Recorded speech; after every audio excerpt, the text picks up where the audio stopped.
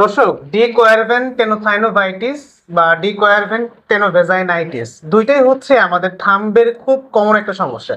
অনেকে আমাদের থাম্বটাকে মুভমেন্ট করতে গেলে এখানে প্রচন্ড পরিমাণে ব্যথা হয়, যা আমরা মুভমেন্ট করতে পারি না।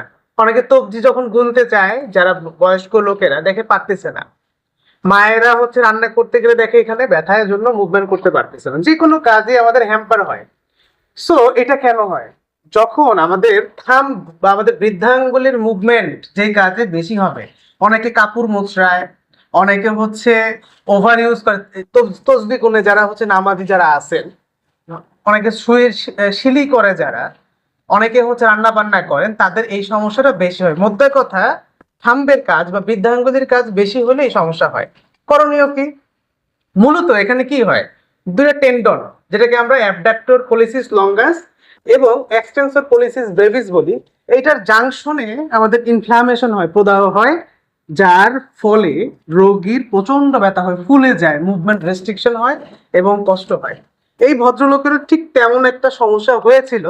সো আমাদের এখানে আজকে মনে হয় প্রায় 10টা সেশন হয়েছে, ফিজিওথেরাপি সেশন, চিকিৎসা 10টা দিয়েছি।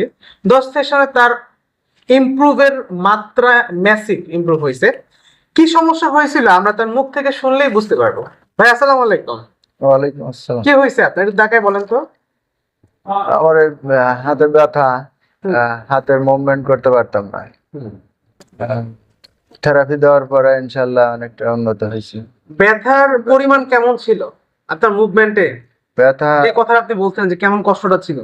চিনচিন করে ব্যথা করতো, সালা জ্বলতো এরকম। কান্না আসতেছিল ব্যথার যন্ত্রণায়। আচ্ছা, এখন এই 10 দিন ফিজিওথেরাপি চিকিৎসার পরে আপনার কেমন লাগতেছে? মানে সুস্থ লাগতেছে অনেক। হ্যাঁ, 10-এর ভিতরে কতটুকু ব্যথা কমছে আপনার আপনার কাছে কি মনে হয়? মিনিমাম ব্যথাই কমে গেছে, হালকা কিছু ব্যথা আছে। মানে ম্যাক্সিমাম ব্যথাই চলে গেছে 10-এর ভিতরে। জি। আচ্ছা, সো দর্শক, এই ধরনের ক্ষেত্রে আপনারা কি করবেন? শুধু ওষুধ খাবেন, না ইনজেকশন নেবেন, না ফিজিওথেরাপি নেবেন? বেশিরভাগ ফিজিশিয়ানরা এটাকে দুইটা কাজই প্রিফার করে, ওষুধ দেওয়া, ওষুধে কন্ট্রোল না হলে স্টেরয়েড বা ইনজেকশন দেওয়া। দুইটাই হচ্ছে রং, ভুল থিং। কারণ লং টাইম এগুলো চলতে থাকলে একটা সময় আপনার অবশ্যই অপারেশন করতে হয়। সো দর্শক, এই ধরনের সমস্যায় পড়লে অবশ্যই একজন কোয়ালিফাইড ফিজিওথেরাপিস্ট ডাক্তারের শরণাপন্ন হবেন। কারণ রোগ ধরা না পড়লে আপনি যত চিকিৎসাই করেন লাভ হবে না। আর সঠিক চিকিৎসা এবং ডায়াগনোসিস অ্যাসেসমেন্ট একজন কোয়ালিফাইড ফিজিওথেরাপিস্টই করতে পারেন।